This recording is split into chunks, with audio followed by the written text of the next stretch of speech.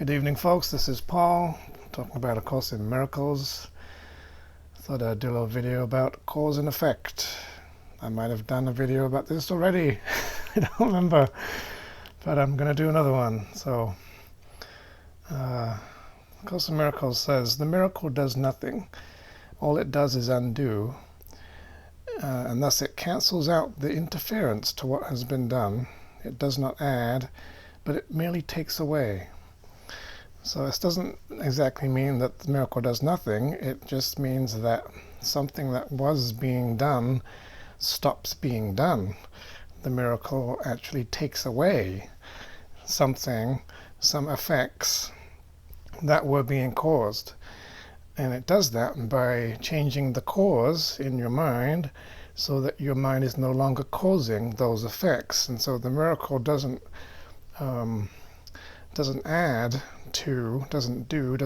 to what's happening, but it does take away. It does say that the miracle does take away, and that's on the basis of cause and effect. So if you have causes, there has to be effects. When the cause is corrected and the cause is undone and it's no longer causing, the effects have to vanish. So there's an interesting relationship between cause and effect, where the effect doesn't really have any power, decision of its own, ability, resistance, stubbornness, any way by which it can prevent itself from disappearing if the cause is removed. So a simple analogy is, you've got a flashlight or a torch. You switch it on, the light comes out because the electricity is doing its thing and it's producing photons and it's shining a light, because the flashlight is now causing light to go out and shine on things.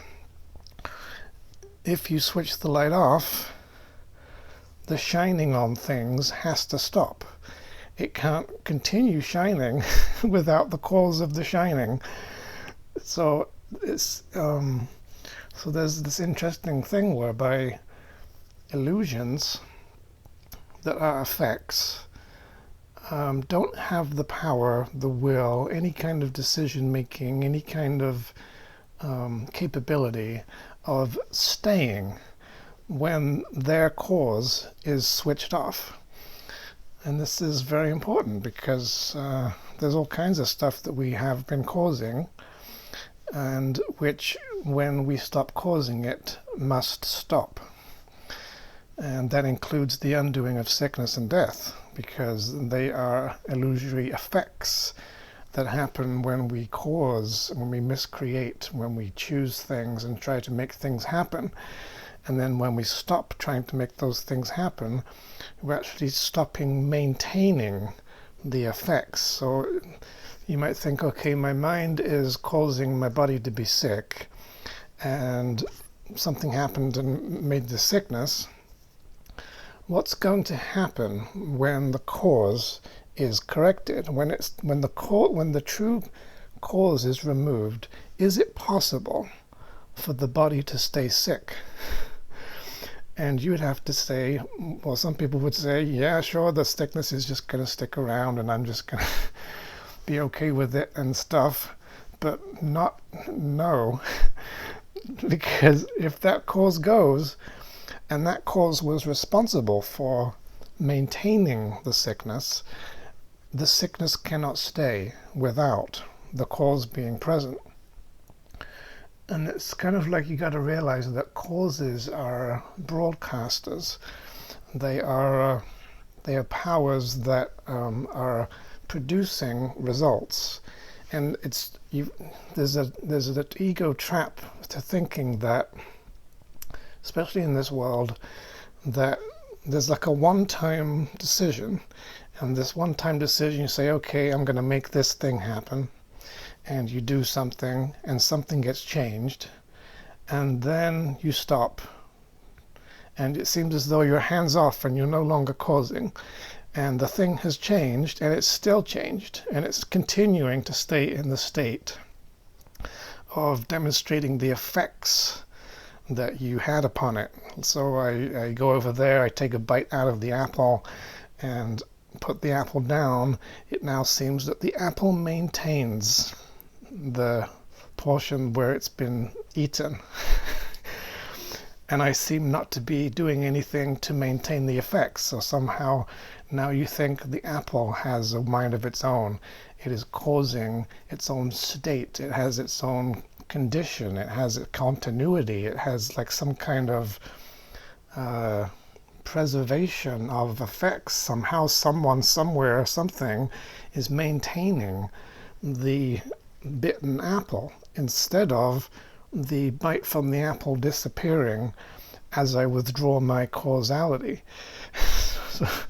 So the physical world and the laws of the ego are set up on purpose to make it look as though you can have a disconnection between cause and effect. And that's based on the fact that this whole world is founded on the idea that the Son of God, who is the effect of God, is separate from his Father. The separation idea is an idea of causes happen and there's a separation between the cause and the effect.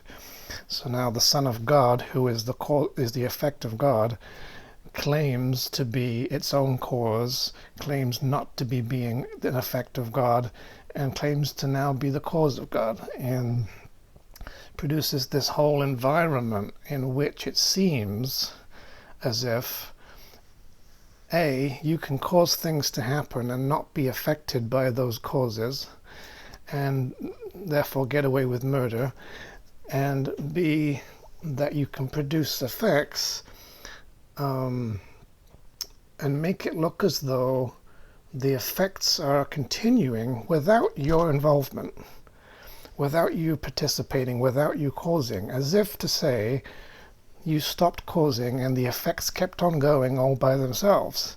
And this world is kind of set up that way to make it seem that that's possible. You can sort of prove it. Take a bite out of the apple and the apple has a bite out of it. And you put it back on the table or whatever, and it's still sitting there with the bite out of it. Why doesn't the bite reverse? This is one of the ways the ego has designed this illusion that there is no continuous connection between cause and effect. There's just the momentary cause, and it produces some momentary effects, and then that's the end of the story. There's now a complete disowning, there's a disconnection, and now you have no further power over this thing because you've let go of it. And that's part of the lie, because in truth, as Jesus says in the Course, you cannot have effects without a cause, which means that the causing, the whatever it is that makes stuff happen, has to be maintained, has to be continuously making it happen in order for the effects to be there. Like the torch has to be switched on all the time in order for the light to come out of the torch. If I switch it off, or a flashlight to you Americans, if you switch it off, then the light stops coming out, because you can't have the effects being produced without the cause being there. And if you think about how God and his creation are continuous, God is always broadcasting, causing the sonship, giving permanent, constant, eternal life to his creations, does not switch off that action. It's a causality that is always, God is maintaining his thoughts of living beings in his mind forever, that he's like holding them, fixating on them, depending on them constantly. You are forever an effect of God. Not just like God thought, okay, let's think about this in terms of time. God thought, okay, today I'm going to make Paul. Bing, there he is. Now I'm done, and I'm going to move on and stop making him. That's not how cause and effect really works in reality. Because in reality, if God were to stop making you, you would disappear.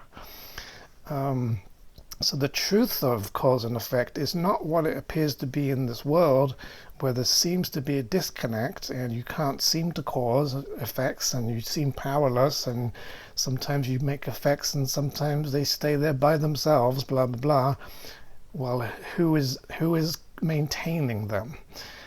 So you have to go back to the real way that cause and effect work, which is that the effects can only stay so long as the cause is there, and as soon as that cause switches off, the effects have to disappear. They have to stop, because they're all that they are. They don't have a life of their own. They don't have a state of their own. They don't have any will to resist disappearing.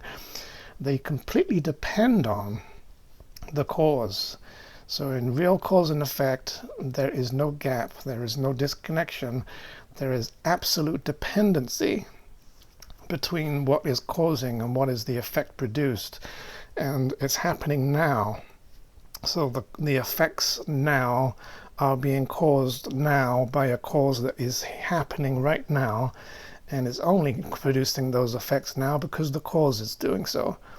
So when you think about it and you apply that to the body, for example, and you're saying, okay, the mind makes the body sick. Well, does the sickness just kind of hang around and stay by itself? Is it a one-time thing? No, it's not. Actually, there's something in the Course where Jesus says that decisions are constant or continuous. And I think of it like a vinyl record, where you get your mind into a groove, or you adopt a belief and you decide, I'm now going to believe this. And so long as you maintain the belief, you have a constant believing through time that does not switch off. So it's like you're holding a belief for you can hold beliefs for years. They're just like static, maintained attitudes and perceptions that are constantly being kept in place by being in this kind of groove, this long term. That it's not a momentary decision. The idea of momentary decisions is an ego idea, and the truth is that you decide by electing to go into a belief, and then so long as the belief is maintained, you're still deciding, you're still choosing it, you're still wanting it, you're still making it be. And so the effects are there only as long as you're still believing them. So what happens when you stop believing? Can the effects stick around without a cause, without a believer?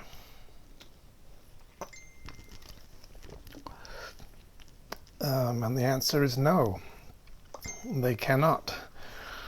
I got a few quotes here from the Course that are quite interesting that say exactly this. Blah, blah, blah, blah, blah, blah, blah.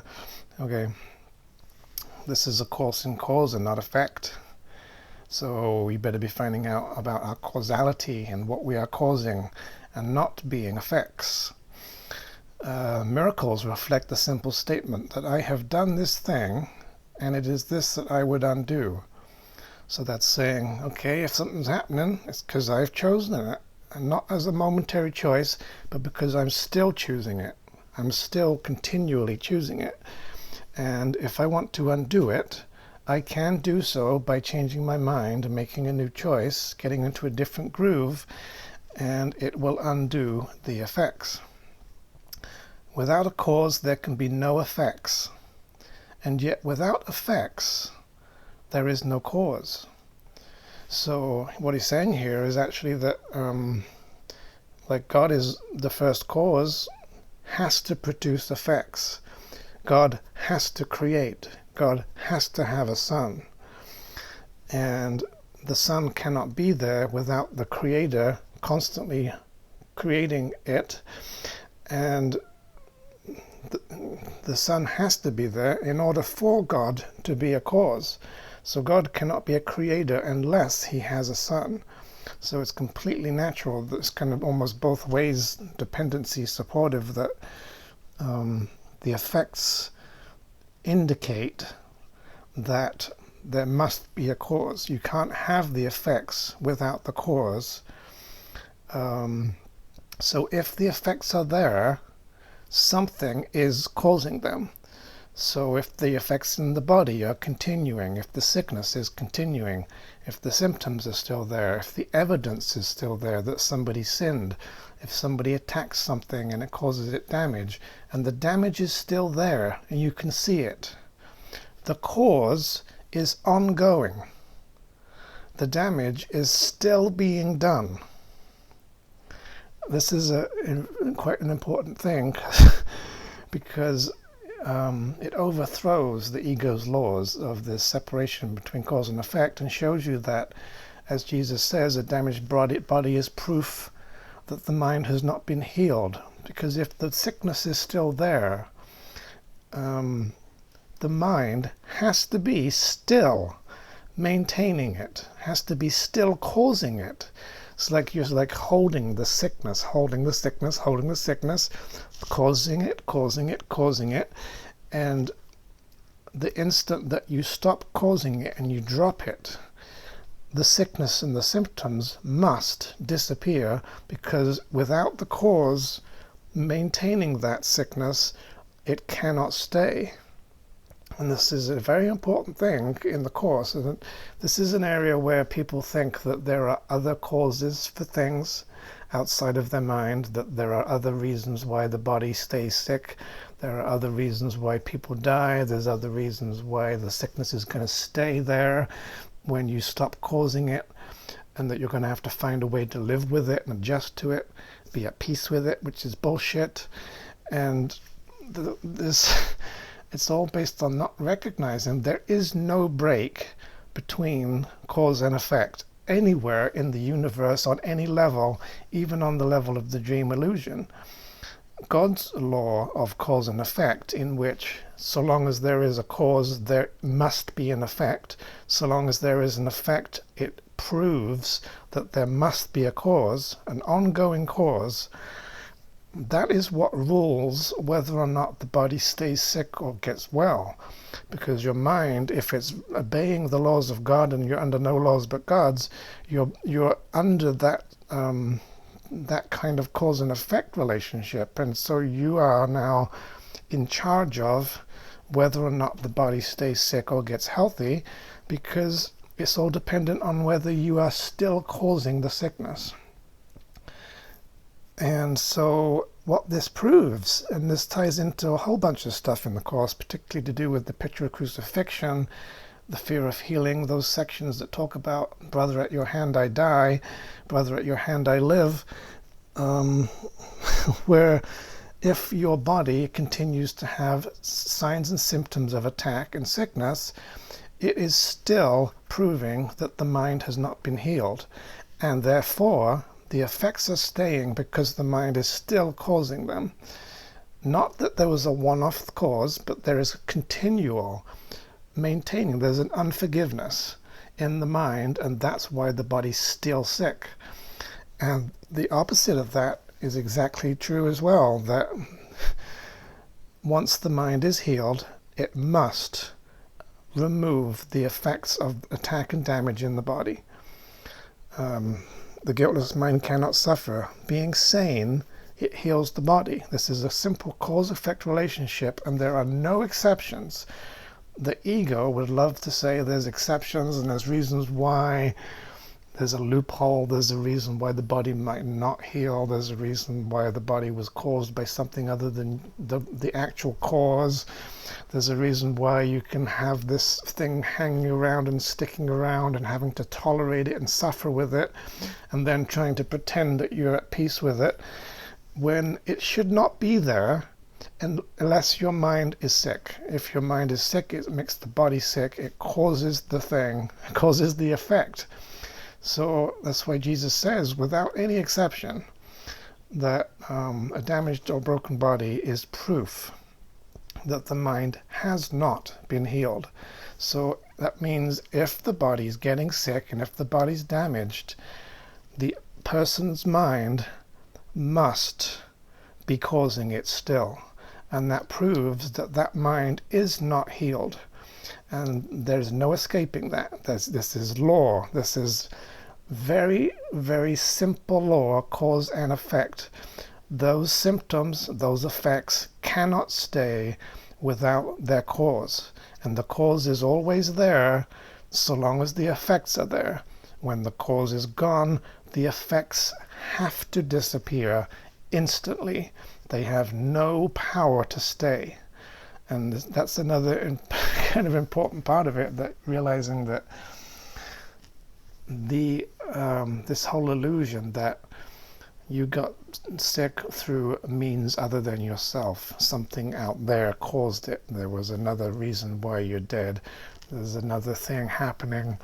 And something in the past, 15 years ago, something happened. Now you're limping around because you think it was caused by that thing that happened 15 years ago. You're still limping around right now because for the last 15 years you've been producing a limp and have not stopped doing so, and still believe in it, and that's why it's still there. This has to be true. And if you were to examine that and undo that, whatever fake causes you think there are tied up in why it was coming to be, which is really a way that your mind was making it happen, did it to yourself, upon changing your mind and removing that cause, that limp has to get healed. How can it not? How can it not be healed when effects can only exist when the cause is still present and still radiating the effect? And the flashlight is still switched on. That's the only time that the light shows up. So the only time that the sickness shows up is when the mind is still making, choosing, wanting the sickness. As soon as it decides that it has no further use of and need for that, and is no longer going to just tolerate it, or believe that it has to suffer and has to put up with it and doesn't have any choice and doesn't have any say and any power, because it was put there outside of your power, which is a lie,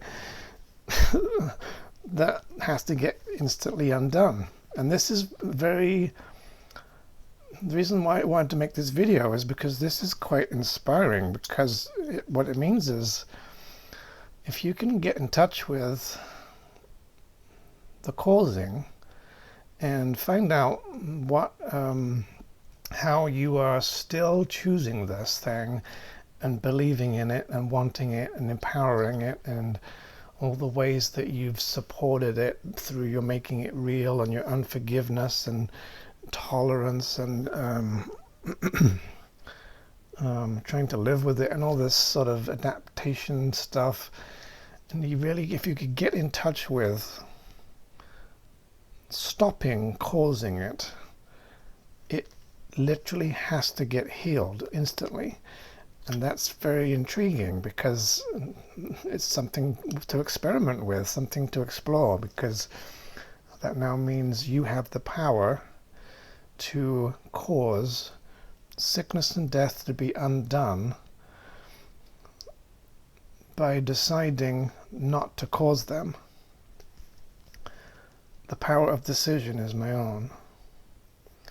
Who can predict effects without a cause, and who could fear effects unless he thought they had been caused and were judged as disastrous right now? Who can perceive effect without a cause? What can the causeless be but nothingness? And here's an interesting thing in the Course too, because Jesus talks about how effects that you would think of as effects, like bodies and sicknesses and damage and so on, in the world, in the physical world of form, were not created by God, and therefore have not really been caused by a real cause that produces real living effects, such as the sons of God. there's actually a miscreation, and making is an attempt to cause without God. And that means you're still trying to produce effects, you're still trying to create stuff, but you're trying to do it by excluding God, and therefore to try to produce things that are not godly, such as sickness and death, all suffering, all unhappiness and everything, unhappiness, sadness, grief and loss, everything. These things, because they are illusory effects, coming from an illusory cause, which is your believing. Beliefs are made up, but they do come with them. They come with consequences.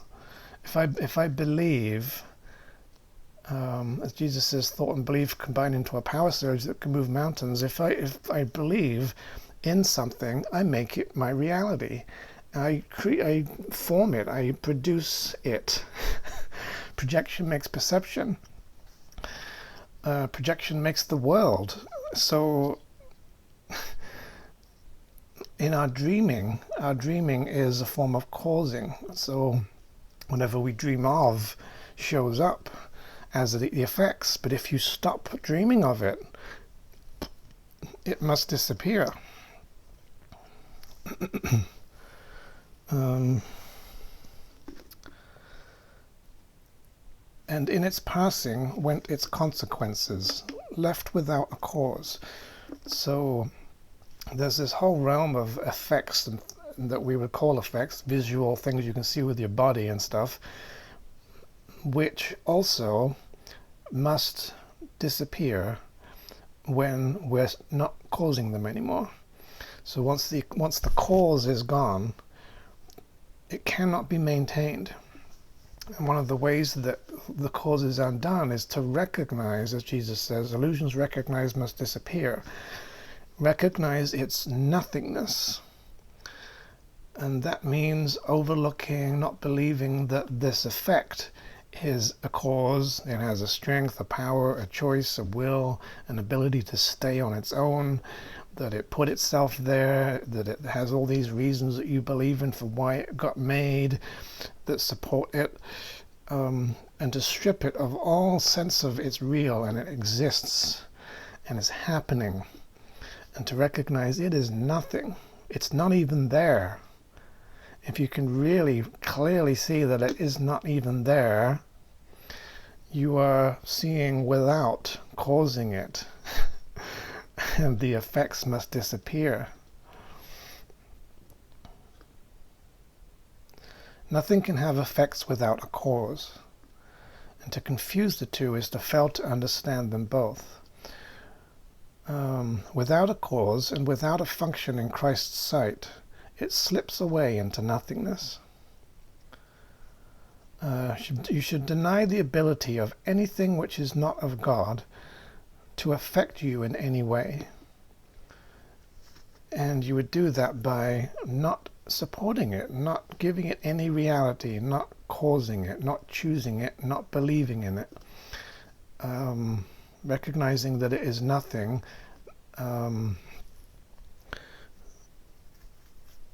finding out how and why you were choosing it and causing it, and deciding not to.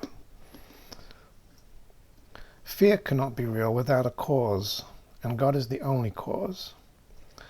So all illusory things, all illusory effects that are in the kingdom are not caused by God, and so they don't have a real cause. And so if you can recognize that this has not really been caused, this has not really happened, this does not really exist, God has not created this,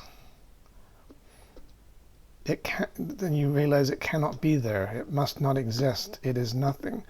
And that actually can undo physical illusions, dream stuff, and these effects disappear from the world, including sickness and death.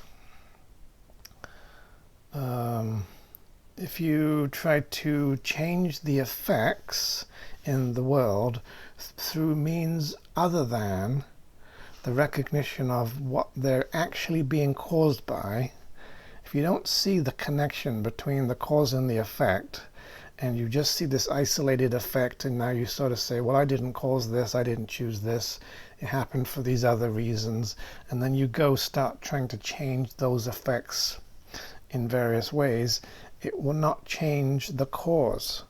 And the cause can re-manifest the same effects. And I think this is why a lot of sickness reoccurs. People have a relapse. You get cured of the cancer, and then it comes back. Jesus says somewhere about it comes back in a different form sometimes, because if the causing is still there, if you're still making it happen, sooner or later you're going to make it happen again and again and again. So the cause in the mind has to be stopped. You have to stop choosing suffering, stop trying to make yourself sick in order to not produce the sickness. A miracle of healing proves that separation is without effect. What you would prove to your brother, you will believe. The power of witness comes from your belief. So Jesus in the Course actually asks us to demonstrate and prove and be living examples of, as bodies, proving that you have never been hurt. You have never been attacked. You've never had pain. You've never been sick. There are no symptoms. There is no proof. There's no evidence that sin has occurred. And your body shows this by its health and loveliness, because your mind is only causing love and healing and health, and you are not currently causing sickness and damage. If your body is showing sickness and damage, there is an unforgiveness. Your mind is not healed. Doesn't matter how peaceful you think you are. If the body is still sick and damaged, the mind is responsible for causing the effects to be maintained. Somewhere in the mind there's a block to awareness.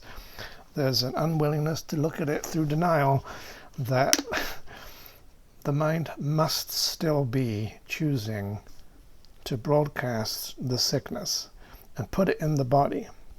And Jesus says no one learns through double messages. So you've got, like, on the one hand you've got the person saying, yes, I believe I'm completely healed and whole and now I'm holy, but my body's still sick. So now my body is testifying that I'm a lying son of a bitch. I'm not proving that you should actually. The power of witness comes from your belief, and it's elsewhere he says the power of conviction comes from your demonstration.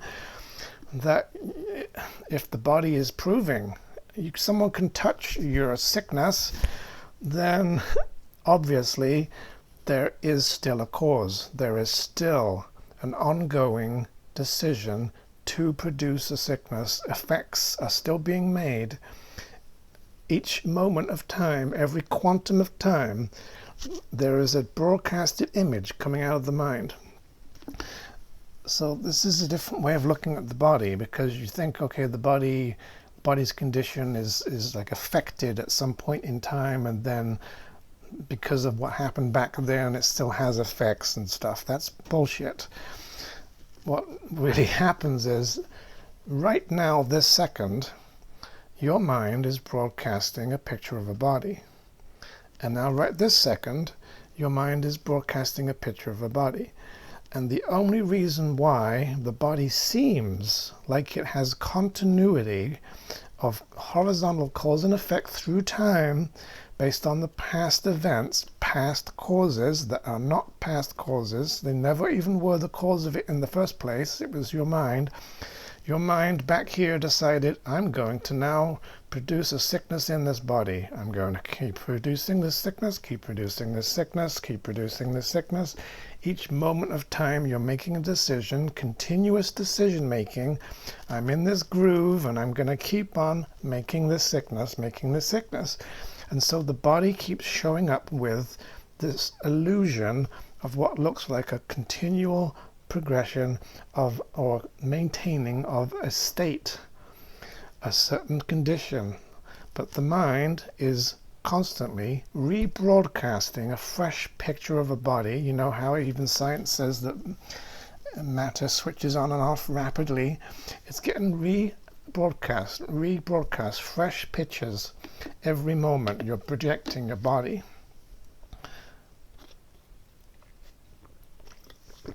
So whatever the state the body's in now, you are making it be this way now with your current content of your mind's belief. Therefore, if it's in a certain condition, you are right now choosing that it be this way. And that proves that right now your mind has not forgiven, because if the body's sick, the mind is obviously sick. If the effects are there, there must be a cause. You cannot have the effects in the body. You can't have the body being in a certain state without something other than the body causing it. Because the body does not cause itself. The body is just an effect. It does not have a life of its own. It doesn't have a mind of its own. It doesn't have an existence of its own. At no time does the body exist. The body does not have an identity. It doesn't have thoughts. It does not have a will. It does not have choice. So the body is just a picture, an image that you're broadcasting from your mind. And without you broadcasting it right now in its current condition, as Jesus says, the mind makes this decision as it makes every decision responsible for the condition of the body. If it's showing up in a certain way, it's because that's what you want right now. And so if you don't want that, you have to realize and admit with honesty, I must be still choosing this. I've made the wrong decision because I'm not at peace and my body's sick. I want to choose otherwise. And then you choose otherwise. If you actually choose otherwise, and you honestly get that causing undone, and you stop causing that sickness, and you stop having a purpose for it to protect you from the truth, then it must vanish.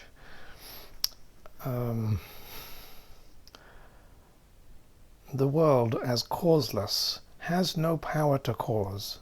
As an effect, it cannot make effects. The illusion is that something in the world can make effects in you. Something in the world can cause you. And if it can cause you, it's doing it against your will. But Jesus says, no, the world is causeless. It's entirely 100% effect. It's the result of a broadcast. Jesus says perception is a result, not a cause. Everything that you perceive is the result of a projection. Projection is cause.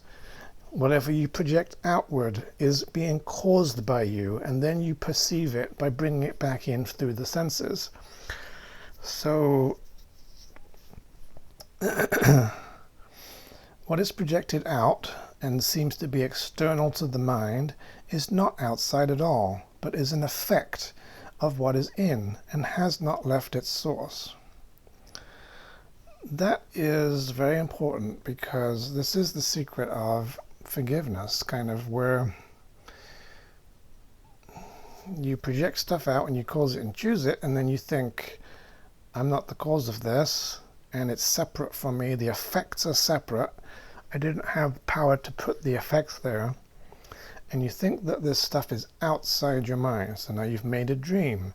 And then you start turning around and forgetting that you're making the dream, that you're the dreamer. Miracles awaken the awareness that you're dreaming a dream. By being unconscious of that, you think that the dream is just there. The world is just there by itself. It must have caused itself. It must have come from someone else. The world does not exist unless somebody's mind keeps it there. Someone has to still be dreaming in order for planet Earth to exist. As soon as everybody stops dreaming and wakes up and no longer causes the world, it has to disappear. So then we get lost in all this and we start thinking the world is causing me, the dream is causing me, I'm being affected.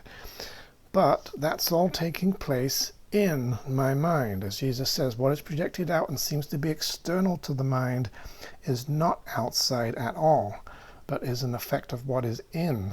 and has not left its source, because ideas do not leave the source. So inside your mind, in the box of your mind, the reach of your mind, you make up a belief that you are being caused by something. A split off piece of your mind acts as a victimizer and a cause of the rest of you that acts like a victim. And now you're attacking yourself, and your mind is simultaneously playing the roles of victim and victimizer, simultaneously doing both, attacking itself. And this produces effects in the part of the mind that believes it's being victimized, and the other disassociated piece of the mind, it seems to be the threat that is separate from and outside of it, and so is thought to be outside of you. But it's really, this is all taking place in your mind. The victimizer and the victim are both you doing it to yourself. And recognizing that, having taken back your projection, taking it off of other people, and realizing I'm doing this to myself. The secret of salvation. Doesn't matter how it seems like someone's victimizing, attacking. This is happening in my own mind. Somehow I'm believing that I am being caused by some part of me that believes I'm a causer, but is pretending that it's not me. And then the rest of me is thinking I'm being affected. And my mind is doing the causing and doing the effects, putting the effects there. My mind makes up the effects and puts them in the body and accuses other people of causing them while it is doing both of these things. It has nothing to do with anybody else. That's why everybody else is innocent. This has got nothing to do with anybody else. So, where was I going to go with that? As your mind believes that I'm being caused by something separate from me, that person's doing it to me, just by believing that, my mind is generating a cause within myself. And that means I'm now picturing that I am being caused by something, and that will automatically, cause has to produce effects. We can't have effects without causes. If I believe I'm having that cause, I must also generate effects. I must produce symptoms and signs and proof, evidence that what I think they're doing to me is actually producing the results of what I think they should be doing to me. But it's my mind doing it, all within myself. So if I have like an argument with somebody or something, and I get all worked up and lose my cool and get into the ego, and then come away thinking about how that person did this and said that, it's got nothing to do with that person. It's entirely me still believing that there's this sort of sinful, attacking, accusing thing in my awareness that is causing me. And I'm having effects, and the effects might be that I'm still feeling afraid, that I'm threatened, and I might be angry because I'm thinking that I'm justified in being angry because I'm unfairly treated. But who am I being unfairly treated by? Myself. Part of my own mind is unfairly treating the other part. So there's this cause and effect going on within myself, where I'm taking cause, that I'm supposed to be the cause, because I'm a co-creator, and instead of seeing myself as causal, I see myself as effect. And I think the world is causal, and I do that by producing thoughts and visions of belief in causes outside of myself that are not really outside myself, and that causing produces those effects in me. So now I'm literally upsetting myself and threatening myself and hurting myself, and I am the only cause of it. So if I was to stop doing this, the effects can't stay unless the cause is there. So if I stop believing that I'm being caused, and I recognize it's not even that I'm being caused by someone else, it's that I'm causing myself, trying to be my own creator, then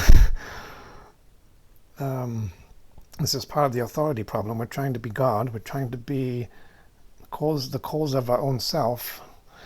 If I stop doing that and I stop believing I'm caused by whatever, it doesn't even matter what I dress it up as, what form it takes. If I think I'm at the effect of anything, I'm putting myself at the effect of it, and only so long as I maintain the belief in that cause. So if I get rid of that cause, the effect has to go, the symptoms, the side effects, the upset, the fear, the anger, the sense of danger and threat, the hurt. Physical symptoms have to disappear if I remove this belief that I am under attack.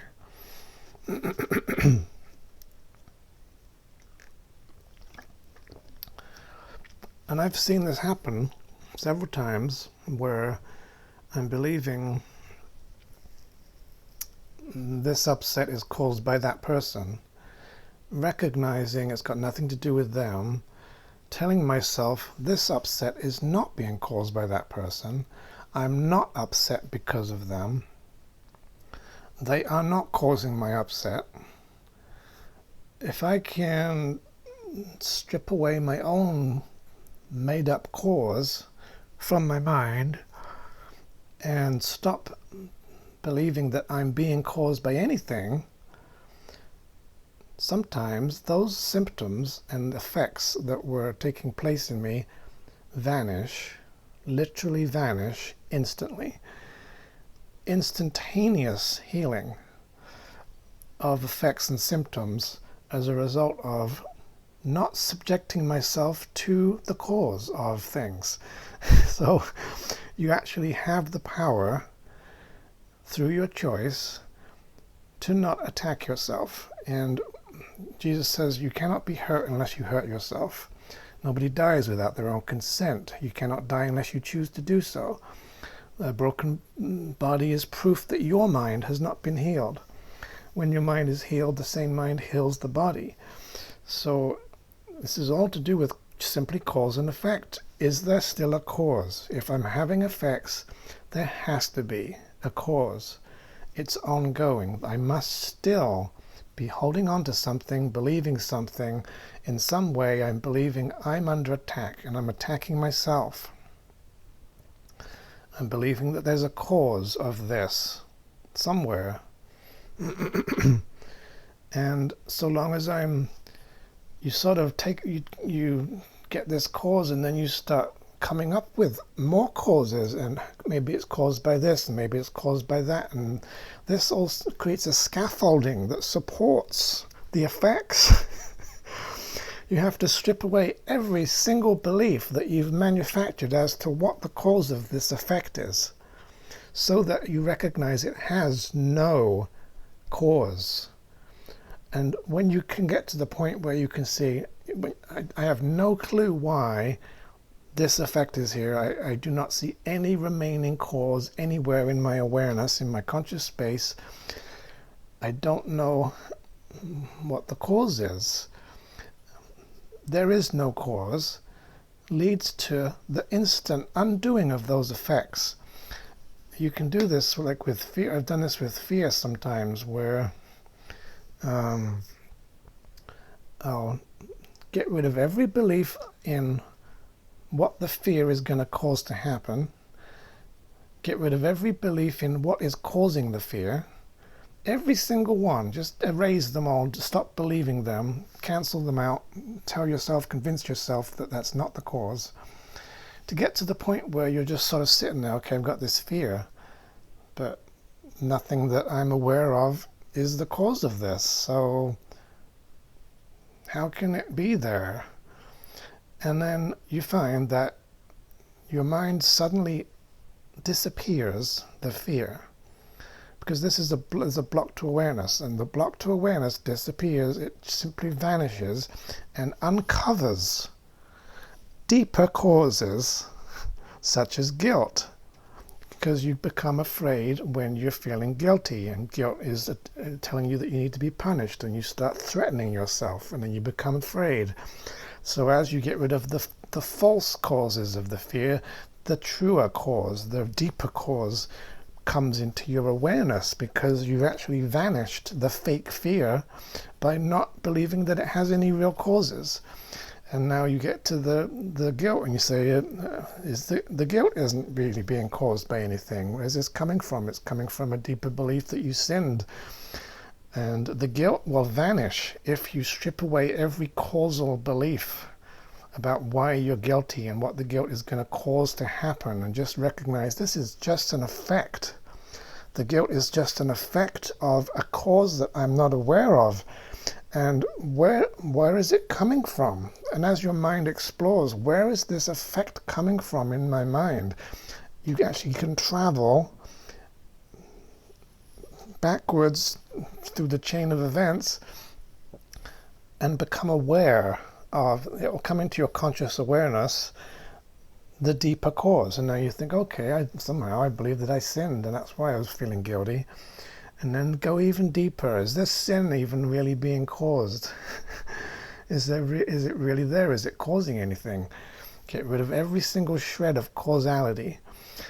The sin cannot stay. The belief in the sin cannot stay. And you got to realize this sin is not really a cause, is it? It's not doing anything. It hasn't been caused by anything. It's just an effect. It's an illusion. What's behind the sin? The truth that there is no sin suddenly dawns on your mind, and you're like, oh, atonement. I'm free because I've set myself free by simply stopping causing the problem. We are the cause of our own problem, our entire, all suffering, every single kind of suffering and sickness and death. We are choosing and causing it. And if we would just learn not to do so, to simply choose to love and extend love and create and be happy and not attack and not hurt ourselves, we could not ever be sick or die. And the body's health would be fully protected, guaranteed, 100% healthy, completely free of symptoms, incapable of being infected, incapable of being damaged and hurt, invulnerable, because the mind that is guiltless cannot suffer, and it causes invulnerability. It causes no attack. It causes, or rather, should we say, it does not cause you to be hurt. And if it's not causing you to be hurt, the only other way that you could be hurt is if you believe there's a cause other than myself that can come along and do the hurting for me. Is it true that there is such a thing? Or is that just another part of my belief in being caused by stuff? And it is, actually. So once you eventually decide, I will no longer hurt myself, no one and nothing can ever hurt you ever again. This is the promise of the atonement, that you can surmount death. There is nothing in the world with the power to bring oppression, to cause you to be ill or weak or sad or frail or afraid or hurt in any way. Because the world is coming from you. You're the cause of it. So if you're choosing again, you don't need to make shit happen. Your forgiven body becomes the proof that your brother never sinned, that nothing that his madness bid him do was ever done, and or ever had effects of any kind. So your body becomes healed physically. Now is the body healed by miracles. It's proving that because there are no effects, no proof, nobody can point at it and say, look, there's the damage. testifies to your brother's innocence and teaches him that he is not a sinner. And it's important to do so because sick bodies are accusers. If your body is sick, it's because your mind is attacking itself, making the body sick, using it for attack, trying to accuse something outside of you of being the cause of you, or to put it another way, accusing them of sin. My brother sinned against me, he's the cause of me. My belief in that is causing me and making those effects.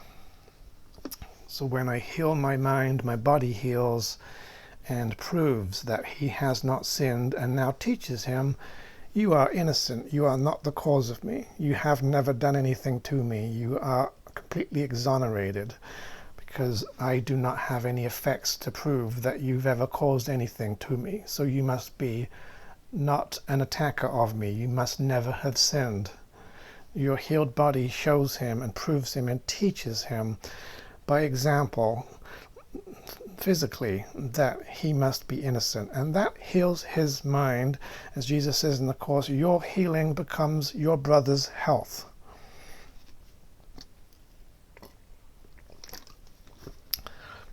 And you are healed together. And forgiveness is not real unless it has brought a healing to both you and your brother. And that's only possible if you are choosing not to cause your own suffering. Because what you try to do to yourself, you're also trying to do to your brother. So love both and everything's groovy.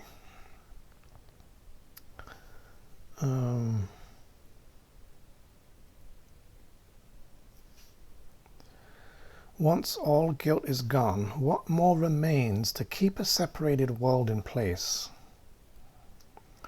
If the guilt is causing a separate world, and the guilt is undone, the world cannot stay.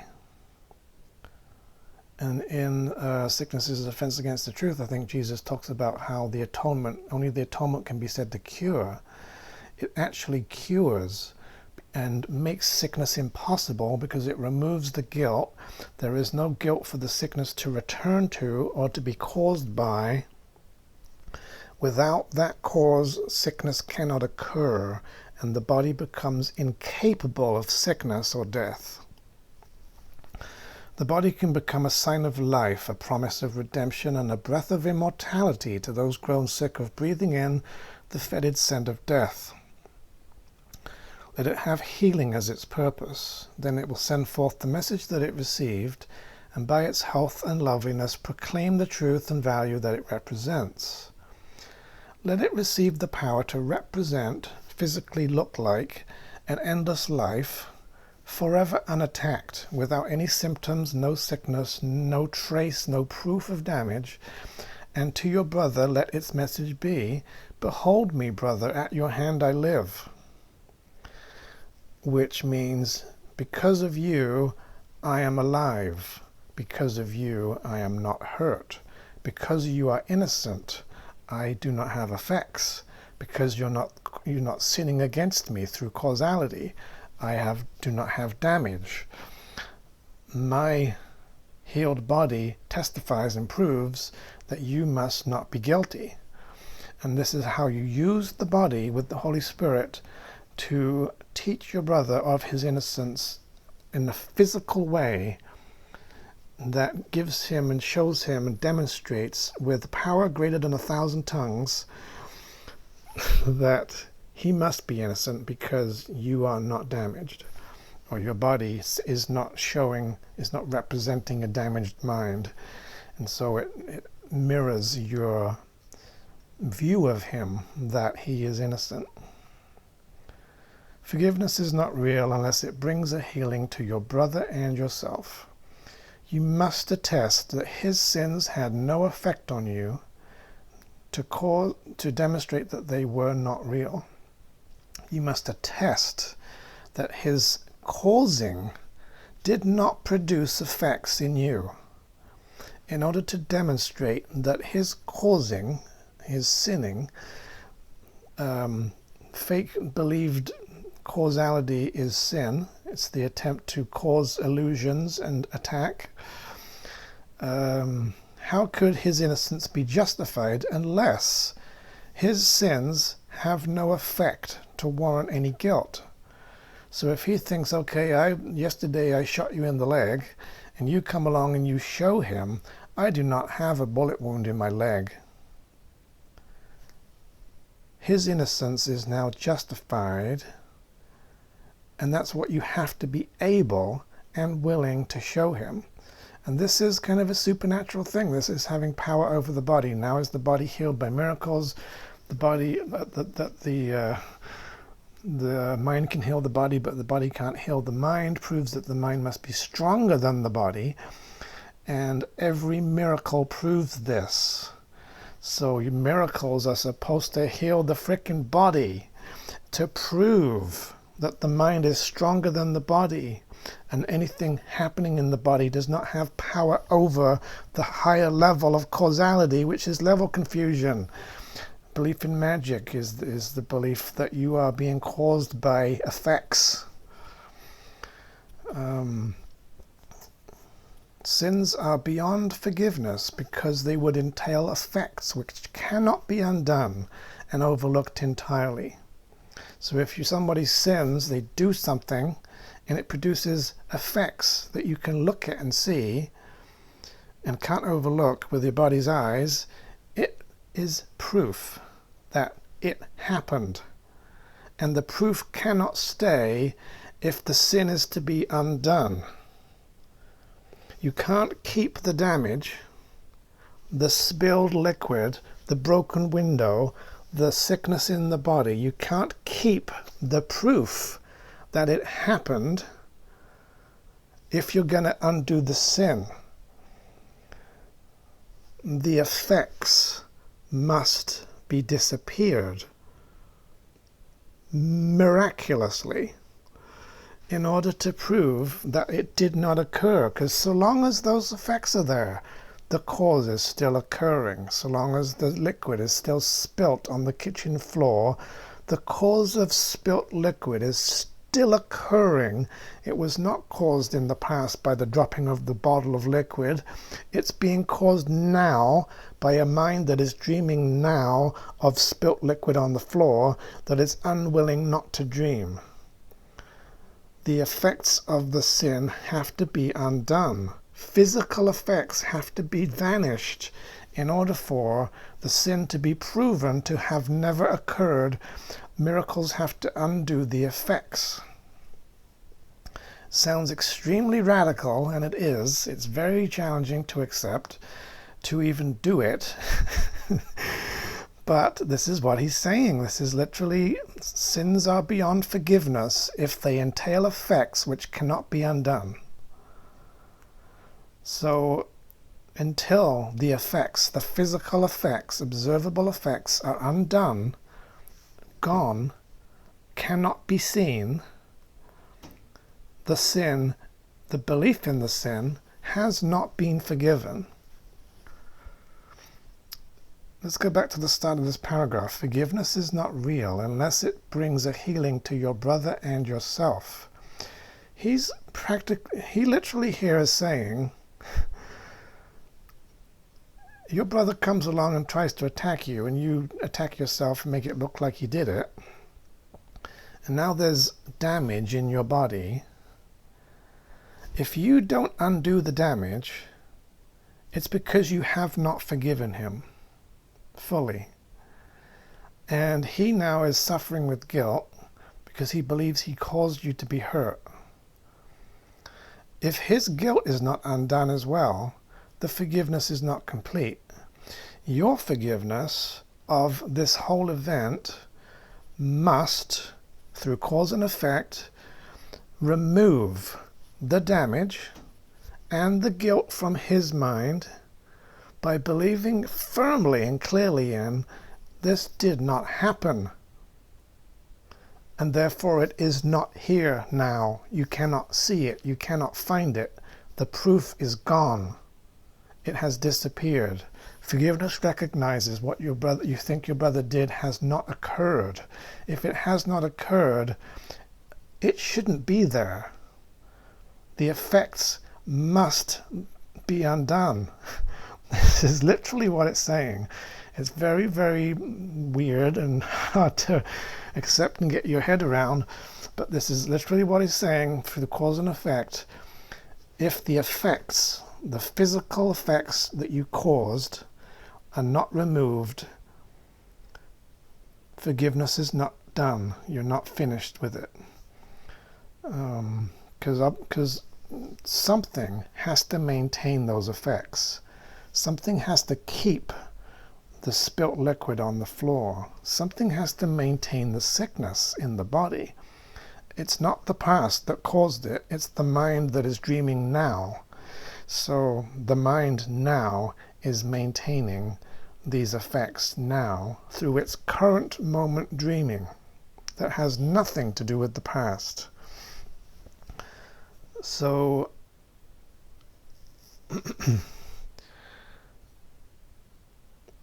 if the proof is still there that stuff happened, the cause is still there. And until that cause is undone, forgiveness is not complete. In their undoing lies the proof that they were merely errors. Let yourself be healed, that you may be forgiving, offering salvation to your brother and yourself. A broken body shows the mind has not been healed. A miracle of healing proves that separation is without effect. A miracle of healing that reverses a broken body and resurrects the body to health physically and has now been healed by the mind forgiving is a miracle, is miraculous. It's a miracle of healing that proves separation is without effect, i.e. this attack thought, this attempted murder, this fake causality, this sin did not produce effects, and you've proven it by undoing the breakage in the body. A broken body shows that the mind has not been healed. A broken body is having effects of breakage because the mind is still causing the breakage. Ongoing breakage. Just because it looks the same as it did before doesn't mean it's not being caused right now. The mind is still maintaining it, still choosing it.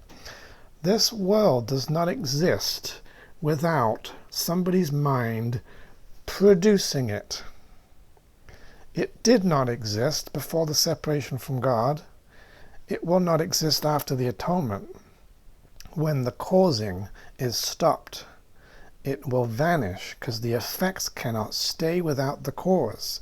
When the cause in the mind is fully healed and the separation is healed, it will no longer produce a world. So we can't keep claiming that the body can stay sick and the world shouldn't be changed and the state of things is a result of past causes. They're illusions of causes. It's horizontal causality, not vertical. We can't stay in those mindsets, those views, because that is the ego. That's how the ego sees it, that the past caused the present, rather than that right now I am causing this dream as it is right now. In all of its details, every condition, every state is a fresh projection that my mind is projecting right now and that I'm perceiving right now because I'm making it right now. Mind is constantly creating it. Just because it looks the same as before is because the mind hasn't changed its mind and it's still dreaming the same stuff over time, creating the illusion of continuity. The continuum of space-time is an illusion. There is no continuum. I think Jesus talks about that somewhere in the Course, but the continuum is an illusion. So, to wrap this up, if we ever think that effects can stay and that we can be at peace while they stay, we are in denial. If we think that sickness can remain in the body and that the body can die, but that the person that was having the body is enlightened, we are in denial. If we think that you can be happy while you're sick, you cannot be fully happy because you are maintaining sickness. Part of your mind is sick and unhappy. The world cannot maintain any of its conditions without people choosing to make them stay the same. Which is quite interesting, because that tells you that you can change the world. You don't have to accept that the current state of the world is the result of the past, or that its current state, let some things happen to lead up to this, to cause this. The world's current condition is not the result of fictional, past, timeline-based causes. That is not what causes the current condition. The current condition of the world is the current dreaming of the minds that are having a dream of planet Earth. Even if it looks as though right now there was a huge history of time and it leads all the way back to the Big Bang, and you can say this moment is the result of all of these causes and effects through time. This is the end result of all of this stuff that happened in the past. Bullshit. There is no Big Bang. Right now, the mind is making up a story about the past. It is inventing a back history. It is immediately right now dreaming of a world that seems to indicate that it came from somewhere a long time ago, and yet it is a completely fresh, current moment projection of a dreaming mind happening right now. I'm making a world that looks old. I'm making a dream that looks affected by past causes. I'm making up right now a world that seems to be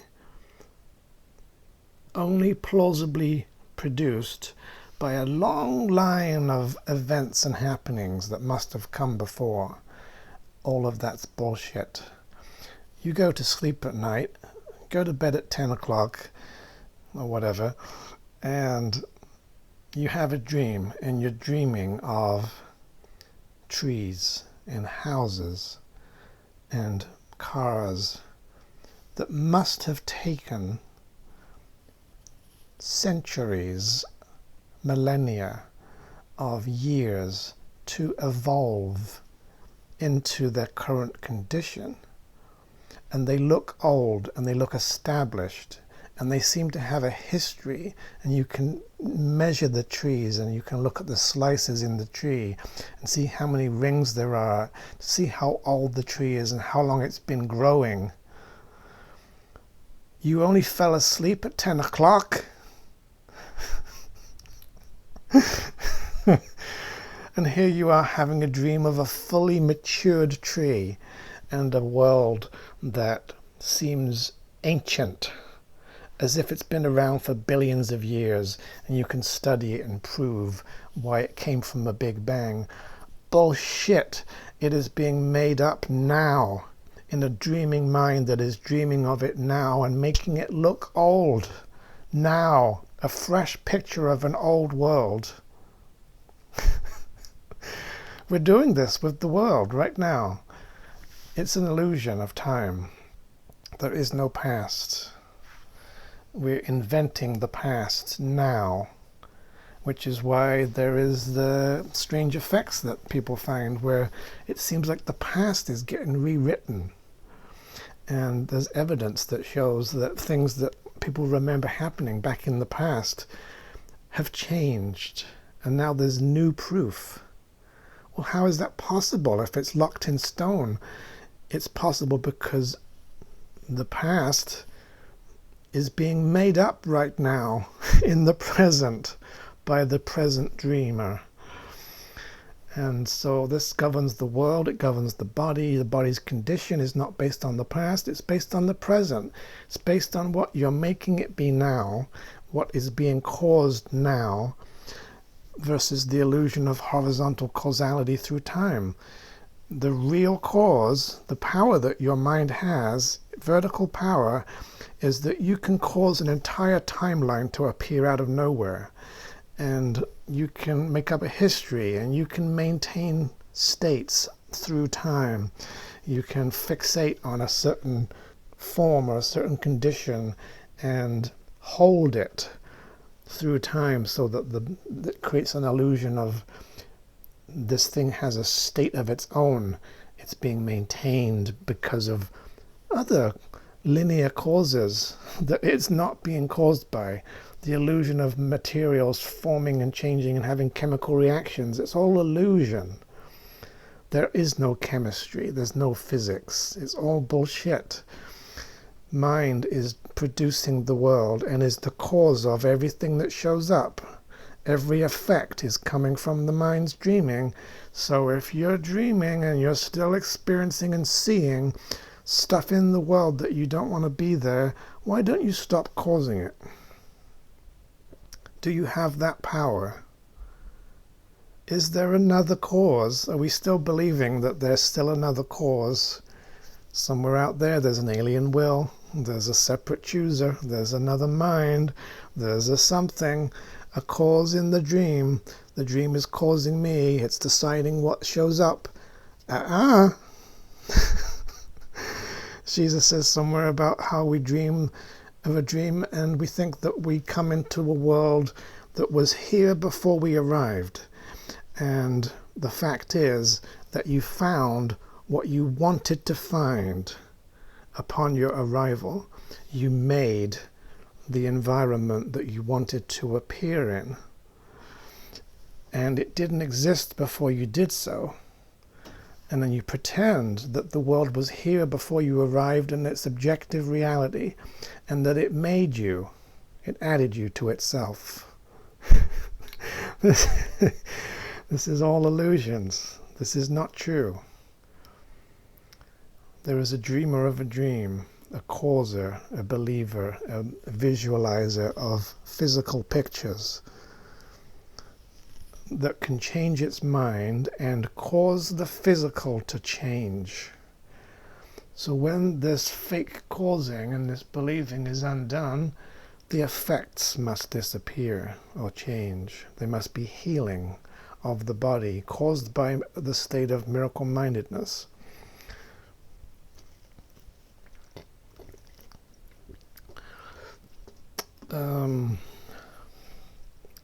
And when the mind stops dreaming of the world, Jesus says, all events are nowhere. I'm going to find that one here, because that's a beauty. I like this quote because it really encapsulates this whole thing. All events are nowhere. Give it to me now. There we go. Workbook lesson 167. Nowhere. What seems to be the opposite of life is merely sleeping, causing dreams. When the mind elects, causes, to be what it's not, effects, and to assume an alien power which it does not have, a foreign state that it cannot enter, or a false condition not within its source, it merely seems to go to sleep a while. It dreams of time. Exactly what I was just talking about dreams and making up the past now. Your mind dreams of time, an interval in which what seems to happen never has occurred. The changes wrought are substanceless, and all events are nowhere. When the mind awakes, it but continues as it always was. Where is the dream? When the mind awakes, the dream vanishes. Without a cause, there are no effects. Without a mind dreaming of a world, there is no world. There is no world apart from what you wish. If you do not project a world, you will not perceive a world. If you do not project sickness, you will not see sickness in your body. If you do not attack, you will not experience attack. You are the cause. Myself is ruler of the universe. Nothing comes to me unbidden by myself. Could go on here, because this is all in the Course in many, many ways. Cause and effect, very, very simple. Once you accept that God is the cause of you, I am forever an effect of God, and resume your role as a co-creator, a causer, nothing can ever happen to you ever again. You are invulnerable, you are immortal, you are cause. You are not at the effect of yourself. You are not at the effect of illusions. You're not at the effect of dreams. You're not at the effect of the world and the things that you think are causing you, that are not. You are only being caused by God. And that means you are completely invulnerable. Nothing else is causing you. Nothing else can affect you. Nothing can hurt you. You can try to make yourself hurt and have illusions of hurt and dreams of being hurt. It has zero effect on your real self. You cannot go against God's will, so you cannot hurt yourself. You can think you can, and you can dream of it, and you can make yourself suffer by causing it to happen. So it's very simple, really, if you think about it. I just need to learn how I'm causing this stuff, and then choose not to. I must have made a wrong decision because I'm not at peace. I made a decision myself. I caused it myself. I produced these effects of not being at peace, suffering and sickness, because I chose to suffer and be sick. And I made the sickness and the suffering. I want to choose otherwise because I want to be at peace. I don't have to worry about the consequences, the effects of my wrong decision, the cause, because he will correct the consequences, the effects for me if I will let him. I choose to let him by allowing to choose for God for me. The Holy Spirit will undo the consequences and the effects that you've produced in your mistaken causing, your miscreations, your sickness, your symptoms of attack, your damage, your physical problems, your upsets, your emotional concerns, your fears, all of this stuff. The Holy Spirit can undo these effects by correcting the cause in your mind, so he stops you from hurting yourself, disappears all forms of suffering.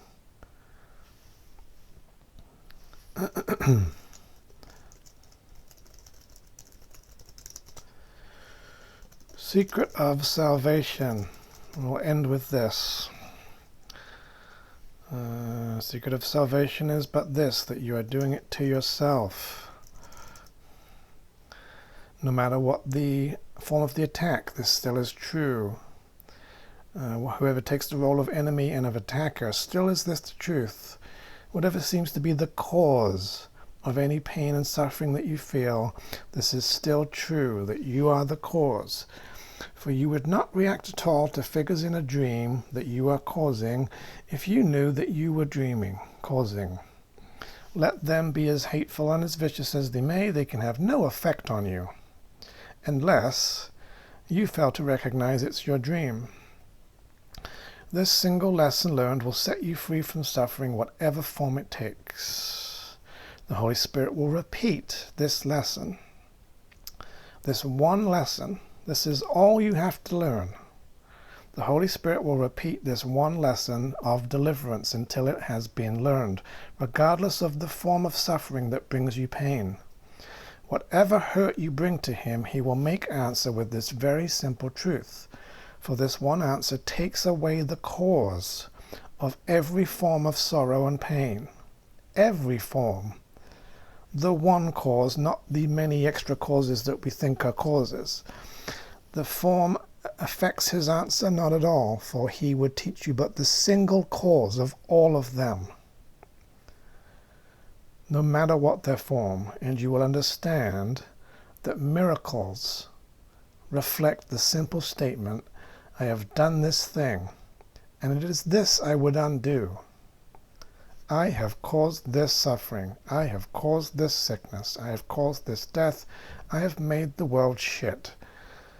I will undo this by choosing differently, recognizing that I've been causing it, realizing that I've been causing my own suffering, stopping doing that,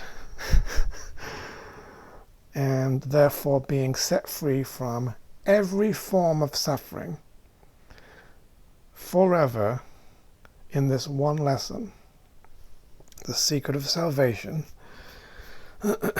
So it's all about cause and effect. What am I doing to myself? What am I choosing? What am I making happen?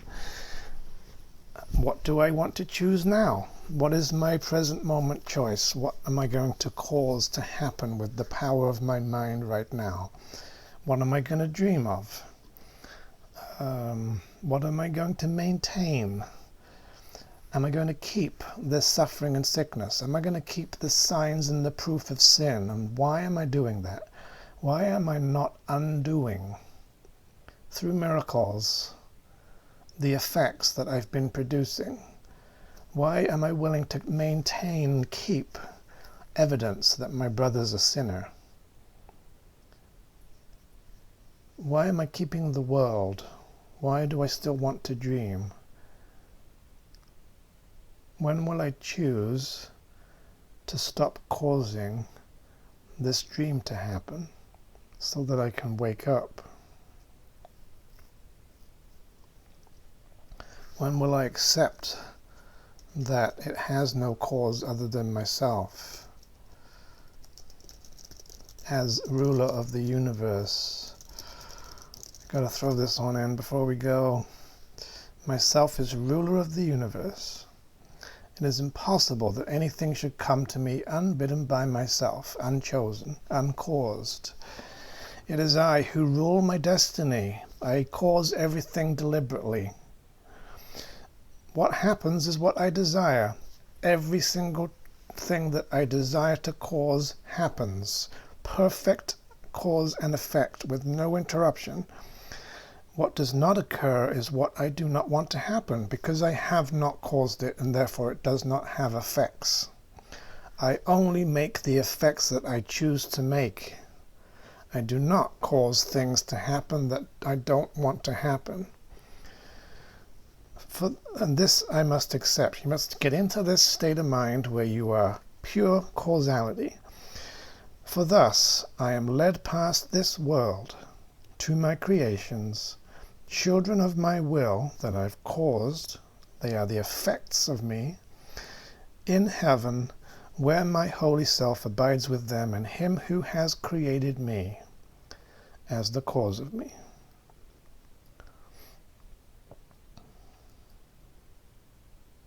There we go. Let's just stop there, because this is just going on and on and on and on, because this is just it accounts for everything. So cause and effect, very simple. Stop causing yourself to suffer. Sounds very simple, is very simple, might seem harder to do. This is what we're asked to do, simply to stop.